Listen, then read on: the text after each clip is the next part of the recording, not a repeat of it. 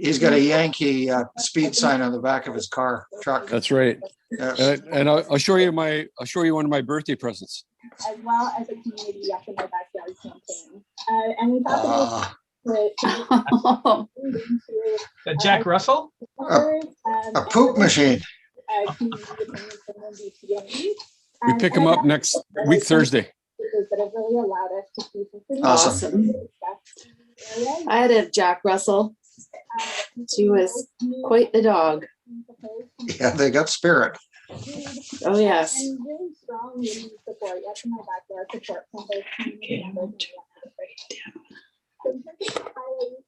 It's our time. We're ready to start. I've got somebody got like a TV or a radio or something in the background.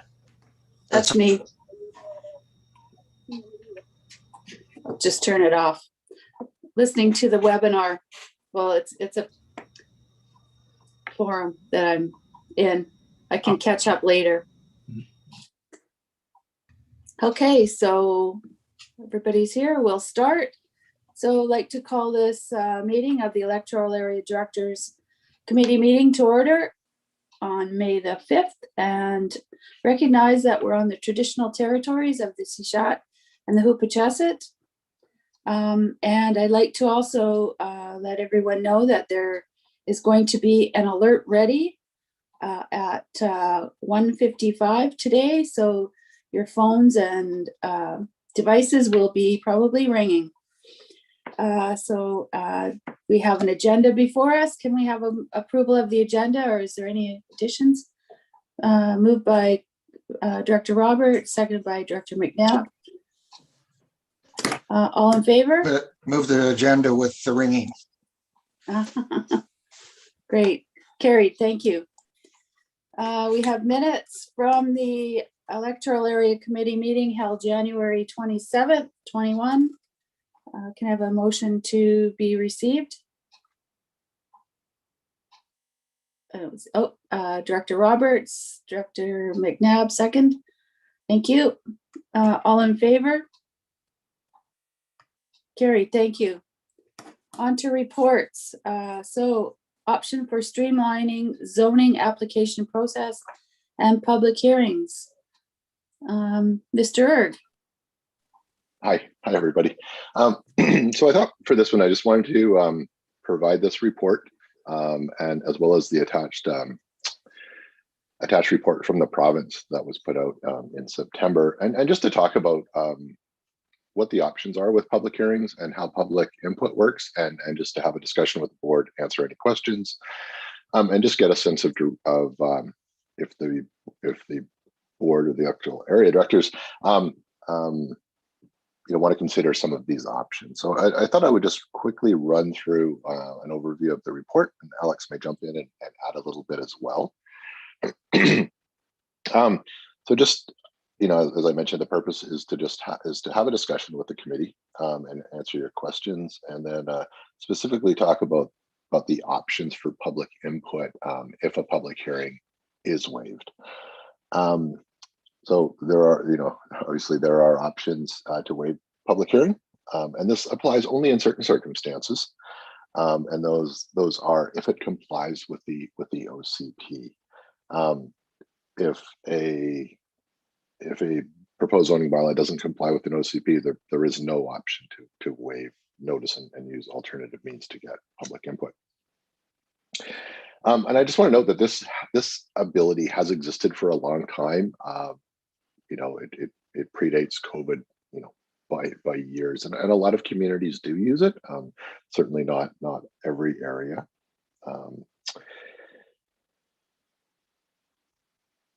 And I just, if that option to waive a public hearing is used, there certainly is absolutely the requirement to have public input.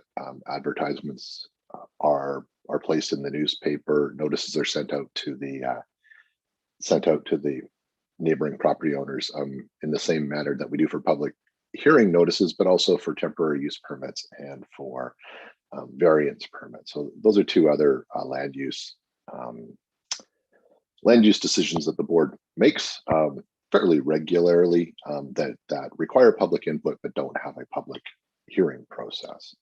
So the report does outline the sections of the act that are applicable, as well as I mentioned before, the attached provincial report on the development approval process and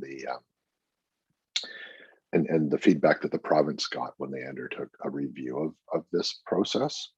And I think I will stop there, Alex, unless you had anything you wanted to add quickly or add at this point, or Doug, if you wanted to add anything else before we go to some questions, and then there's more opportunity for us to provide input. Sure, thanks, Mike. I'll just add that just a snapshot of where we're at right now. So we have 20 applications that are waiting on a public hearing. 11 of those applications are new ones from 2021, and 9 are at various stages of the approval process from 2020. So, I mean, we are faced with increased development pressures within the region, which obviously is a good thing, a positive thing for the regional economy, but can be a challenge just in being responsive to the number of applications and inquiries that we're dealing with. So happy to answer any questions that anybody has. Looks like Doug has something to add. Mr. Chair, Alex, if you could please just say, so we've got 11 new applications in this calendar year, in addition to 9 left over from last year. How many did we get totally in 2020, please? I'd have to look it up. I can report back real quick. I have that information. So in 2020, we had 14 rezoning applications. So 14 in 2020, and we've already got 11 in a third of the year so far. Who knows what the future brings? So from my perspective, there's 2 things to think about, I think, for this electoral area director committee. One is the relationship with the public on 2 fronts. One is the participation of the public on an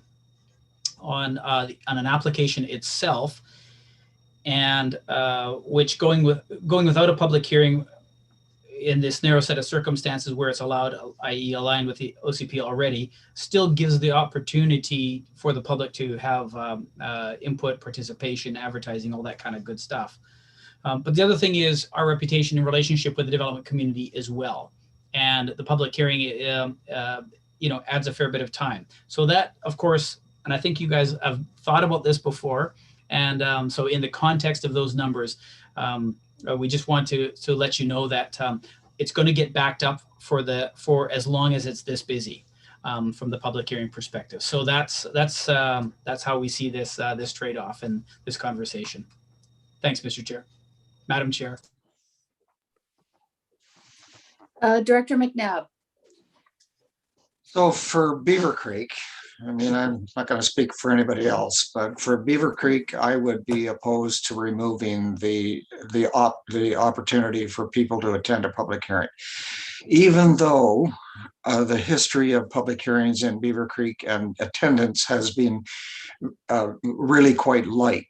I think that the optics of removing the public hearing are significant, and I think that trying to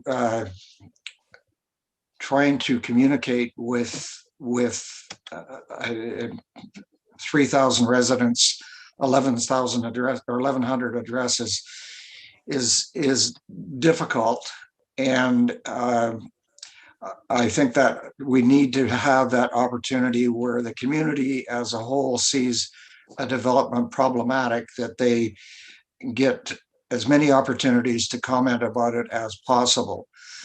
So I don't know how much the percentage of these public hearings are in Beaver Creek, but I suspect it's likely a third or something. But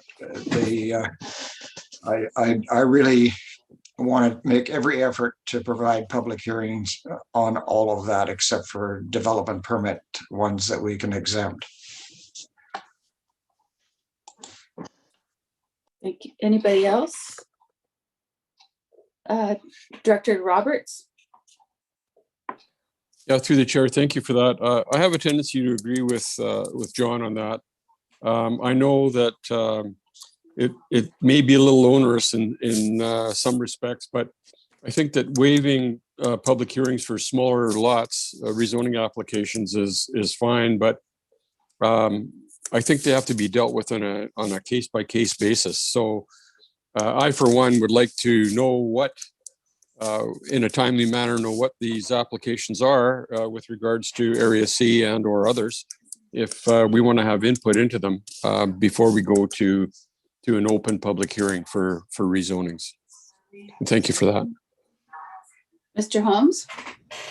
Both, Madam Chair, both Director McNabb and Director Roberts talked about would like to have public hearings except for, and then gave two different examples. So is the, would it be good to go case by case rather than a blanket policy? And maybe that's problematic for reasons I don't understand or haven't thought about. But would it be good to give the option to the board each time? I'd just like to say also that I agree. I think that the public will view this as a neglect to the public process by removing it. And just a question, do we have the option now to waive any public hearings? I don't believe so. And also a comment about notification and newspapers, etc., is not very effective at this point. So I have a list now. Sorry, Director McNabb. Thank you. So just to respond to that, we've been dealing with development permits on a referral to the director kind of basis. We gave, as far as I understand, opportunity for staff to deal with development permits to a certain level. I'm not sure exactly what that level is, but that's what I'm talking about. I mean, we can maintain that. I mean, that does seem to be working, but I don't see us. It's just, I mean, the optics of removing an opportunity for people to gather and speak about rezoning or subdivision. I judging by what I've seen comments on Facebook as many times as I go on Facebook, which isn't many, but people seem to think that we're already doing things behind closed doors and that we're taking their opportunity to speak, vent, whatever we have away. Thank you. I have Director Bodner and I think Director Beckett. But Mr. Erg, you had something to say? So I guess just if you want, I'm happy to explain how the process of waiving public hearings would work. So it has to be on a case-by-case basis. The board has to pass a resolution each time they consider that. So if we have bylaw 1, 2, 3, 4 for a property in the regional district, for example, for a proposed rezoning to a residential zone to allow for a potential 3-lot subdivision. The board considers that bylaw to rezone for what is now, let's just say RA2, 1 acre minimum parcel size. The staff report would come to the board. The board would consider all of the options, and where we delegate the public hearing to the electoral area director, which is the current process now, there could be an option to waive notice of public hearing. Advertising still happens. Public input is still, there's still an opportunity there. So this is something that has to be considered on a case-by-case basis. It wouldn't be a policy. It can't be a policy. It follows the sections of the Local Government Act that are laid out. So again, I think it was just important, given the current number of rezoning applications we have, and to have this discussion with the board. We as staff, we all wanted to make sure that the board understood what the process was and to have a discussion about the implications. It is what we don't want to have the discussion at the committee meeting, because we don't want to be presenting this option to the board at the at a regular meeting, or it first goes to the APC as well. If that's not something that the directors are in any way inclined to do. That's, it is your call to do that. But I just wanted to explain the process to people. So, and recognizing that it has to comply with the OCP. We have gone through a extensive public consultation with all of the OCP requirements and things like that. And it is something that can be done, around streamlining the development process. And again, that was why the attached report from the province was there. It does touch on that, and it talks about the public hearing and where some communities waive notice of public hearing and others don't. So good discussion.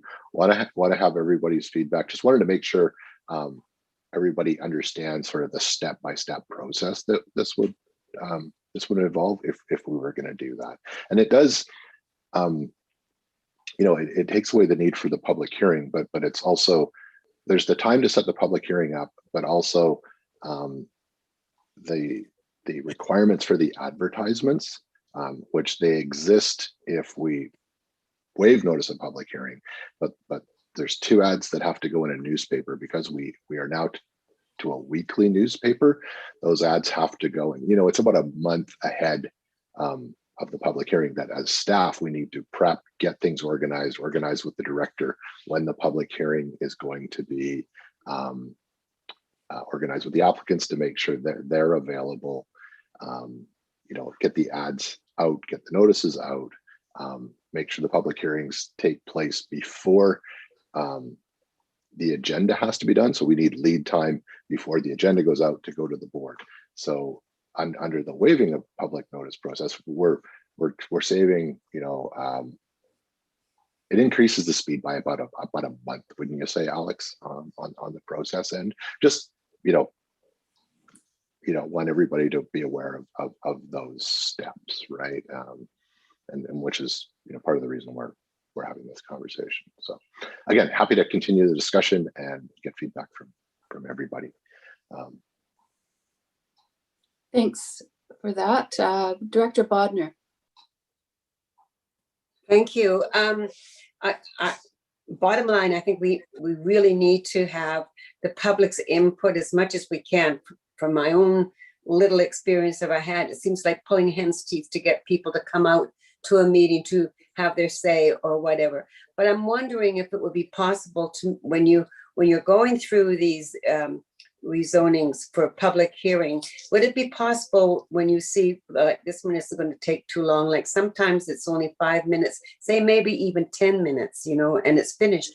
Would it be possible at one sitting to have, if you had 2 of those, or maybe even 3 of those that are going to be just a straightforward being passed? It's not going to be a complex situation. Could that be done, having 2 or 3 of them in one sitting, as opposed to just the one? I certainly can answer that. Mr. Absolutely. And pre-COVID, that was something that we did. We would have no more than 2 separate rezoning applications and the bylaws that were associated. We can do that at one public hearing, for example, to just be more efficient.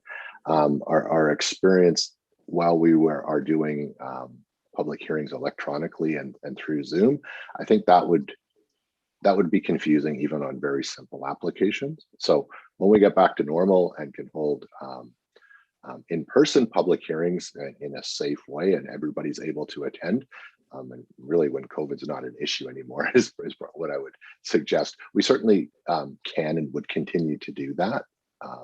If we think something, if there's a hint that it may be contentious, and we never know, we wouldn't. But we have a number of applications in the queue that we're dealing with right now that I would say in normal circumstances, absolutely we could have 2 of them at one meeting. But it is a bit of a challenge. I mean, some of the directors here have chaired public hearings where we've done more than one application at the meeting, and it becomes a bit tricky, and we want to make sure that there's that we follow process. And that's the other thing around public hearing. There is a lot of process that's set in both the Local Government Act and in case law that we have to follow.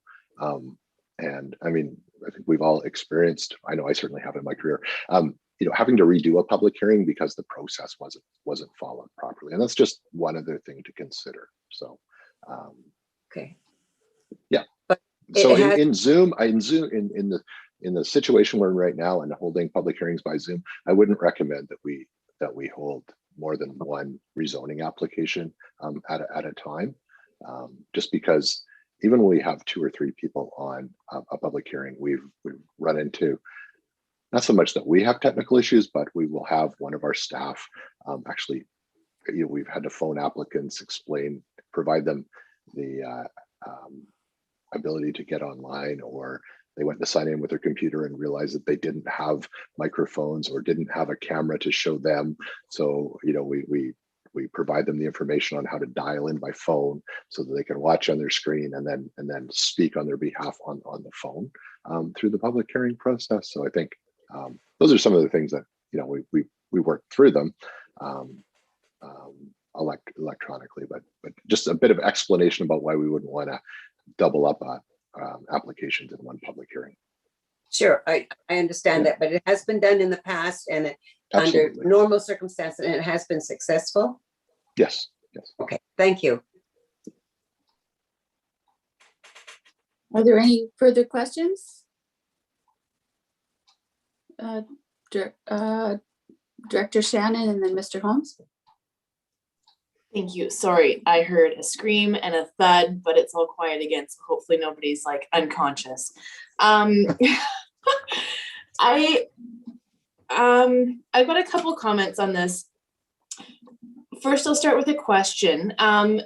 If there's a situation where it's been deemed, for example, if it went forward that there was no public hearing necessary, does that allow for public input to come in right before a board meeting when we're voting versus how it goes now? If there's a public hearing, we can't take new information for, call it a week or 2 or 3 until we get together as a board to vote on it?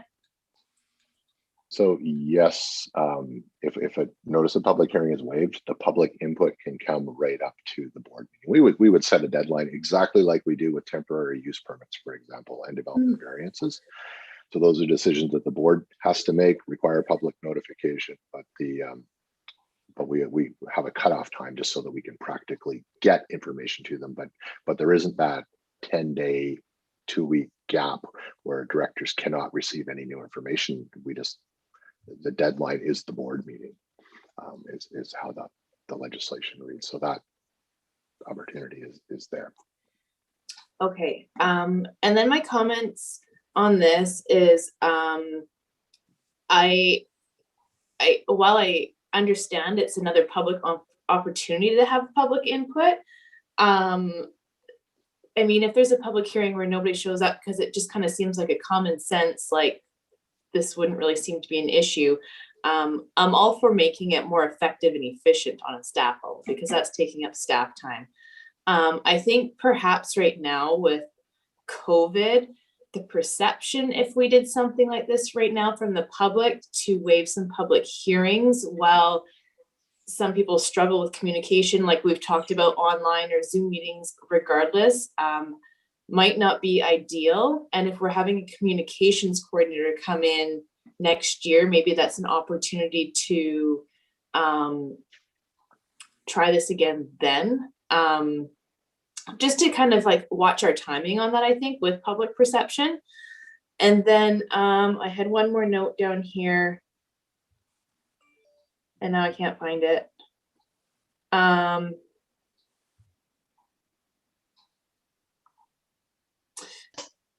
A question to staff is, we've got surveys going out right now for burning bylaw. We talked this morning at our AV and Banfield meeting that there's kind of a preliminary survey sitting there regarding like organics diversion for the rural areas to start bringing stuff in. Is there an opportunity if we're talking about something like this? I know it's not necessarily a major change, but if we're talking about public input, would there be an opportunity to perhaps put a survey about our communications and public input opportunities to the public to be part of this discussion of possibly changing things. Thank you. Mr. Holmes, then Mr. The first thing I wanted to, I put my hand up for earlier, and Madam Chair, is that just there was reference to development permits earlier on, and just wanted to remind that or put a question to confirm with Mike or Alex that we don't have any. I don't think we have any discretion with development permits. If an applicant meets the requirements of development permit, then we must issue it. And what we do is we share that to the director to make sure that we've got all the information, we're not missing anything, et cetera. But there is no ability for the director or for staff to not issue the development permit. Is that correct, Mike?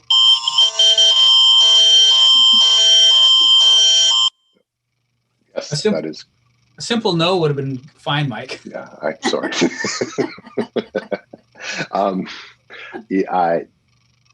Yes, development permits are non-discretionary. They're like a building permit. If you meet the guidelines, the property owner is entitled to them, and then the Act provides an option to delegate all development permits to staff. And in this case, environmental and natural hazard development permits have been delegated to staff. Form and character in commercial areas have not been delegated to staff. So that's what that is. Development variance and temporary use permits are not something that can be delegated to staff because they are discretionary. That at basically at the pleasure of the board, you decide whether to issue them or not. And same with rezoning. So those are things that are the board makes those decisions, and you have actually pretty much complete discretion on whether you issue or not in the case of temporary use permits and development variance, or adopt or not adopt rezoning bylaws. And that's you have wide discretion in making those decisions. Are there any further comments or questions? Director McNabb? Well, I'd move that we receive the staff report.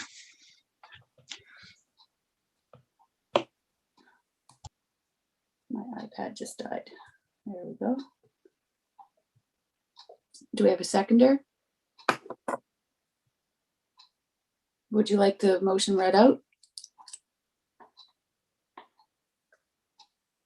Great. I thought I just read it. That we received the staff report. Okay. Sorry, Sorry. thank you. Okay, all in favor? Carried. And so just to be clear, from what I understand from the conversation, staff will not be bringing the option to waive public hearings when we bring a staff report on a rezoning application to the board. We'll be recommending a public hearing on all applications, and I just want to make sure that that's what I understand from the discussion.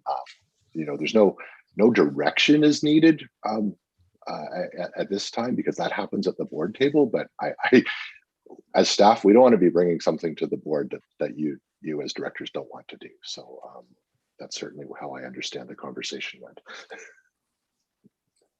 It sounded by what Director Shannon mentioned was we should probably be looking at this next year when we have a communications person in place. Director Beckett? Thank you, Madam Chair. That's what I feel, Mike, is exactly what you just said. Yep. But I'm wondering, for due process, do we need as a committee to make a recommendation for a motion to go forward to the board? I just want to be clear so that we're dotting the i's and crossing the t's with respect to the direction that we're giving staff, whether it's today or whether it's at the next board meeting. I mean, as far as the direction, the requirements, we don't need anything. We don't need a formal resolution from the committee or a formal resolution from the board. Again, these would be dealt with on a case-by-case basis. Really wanted to have the discussion. Was this something that directors are in any way interested in considering? And I think the sense certainly we have is that's not the case. So we don't need anything formal, Director Beckett. No. Thank you. Director McNabb? So under recommendations, it says that the electoral area has received their staff report. So that's what I followed as a recommendation. You know, I mean, as far as comment from Beaver Creek, at this point in time, I don't want to remove public hearings from any of our applications personally. I mean, if they came to the board, that's what I would be speaking. So, you know, whether they come to the board, they don't come to the board, I don't really care. I still want to carry them at this point in time. So, you know, I guess that's my comment. Thank you. Thanks. Is there anything further?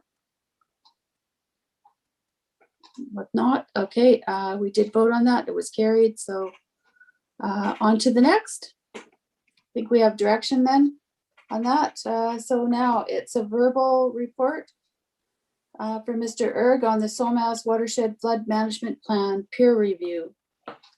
Yeah. So I just wanted to provide an update. So the peer review is well underway, and it is not quite completed yet.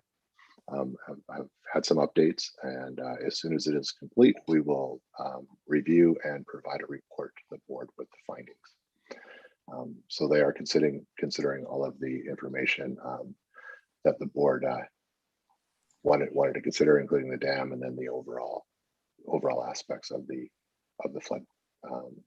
floodplain management plan and the flood construction levels that were certainly a concern of a lot of people in specific areas, just to confirm or not whether those were done correctly. So we'll be providing that report as soon as we have it. Okay, thank you. I guess part of that would be, is there any part of the sweep or conversation that's been ongoing to be included in this review at all?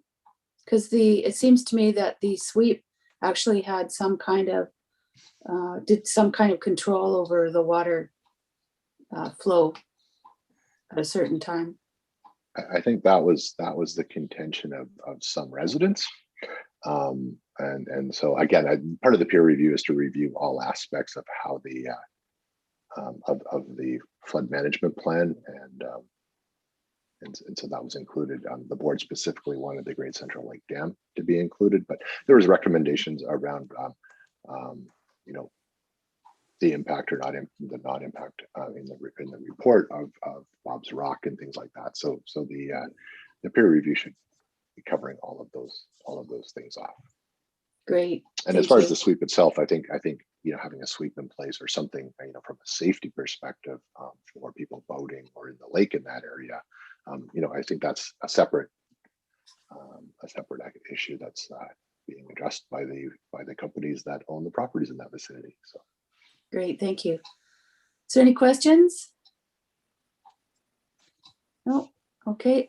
Just myself, I'd like to know that when the report comes out, it'll be a fulsome report regarding what they're actually looking at and above and beyond what was included in the original report.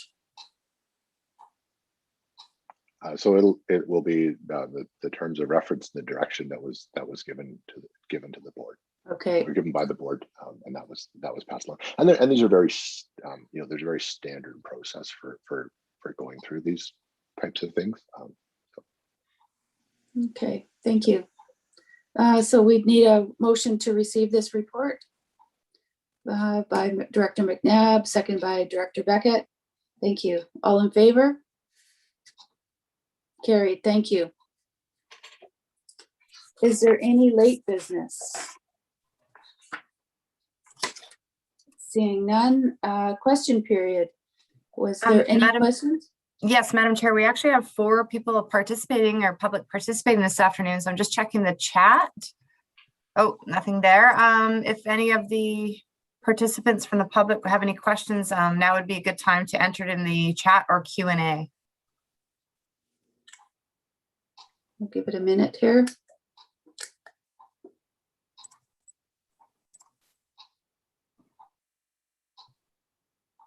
Hope everyone's all right, no accidents.